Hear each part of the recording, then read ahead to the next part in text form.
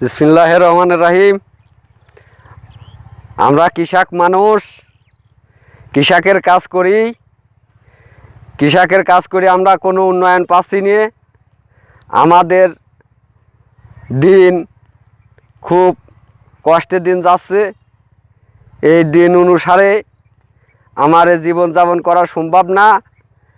আমরা ভাতের কষ্ট, কাপড়ের কষ্ট, সব দিক থেকে কষ্ট হয়ে আছি।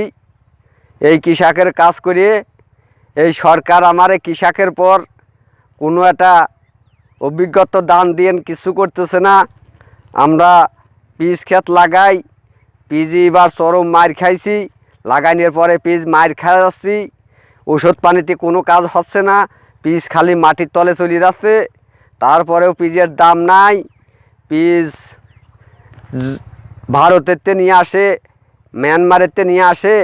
এই সরকার সব জায়গাতে পিস উৎপাদন করে আমারে বাংলাদেশের পিস 200 টাকা মন, 300 টাকা মন বানায়।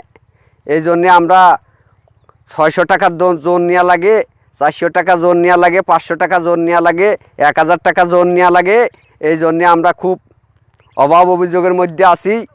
এই সরকারের কাছে আমাদের একটা দাবি, আমারে কৃষকের উন্নয়ন করতে হবে, কৃষকও জুতা হাইতে হবে, কৃষকের সার সস্তা করতে হবে, তেলের দাম সস্তা করতে হবে, চাউল সস্তা করতে হবে। তাহলে আমরা চলতে পারবো, দেশ ঠান্ডা থাকবি। আর যদি ইচ্ছা করেন চাউল যত সস্তাই হোক, চাউল সস্তা হলে পরে দেশ ঠান্ডা থাকে, গরিব অসহায় মানুষ সস্তা থাকতে পারে। তেলের দাম কমান লাগবে, সারের দাম কমান লাগবেই, সমস্ত জিনিসের দাম কমালেই আমরা কৃষক বেঁচে থাকবো। কিন্তু আমারে পেঁয়াজের দামটা ঠিক মতো, পেঁয়াজ রসুন ইত্যাদি চৈতলির দাম থাকতে হবে।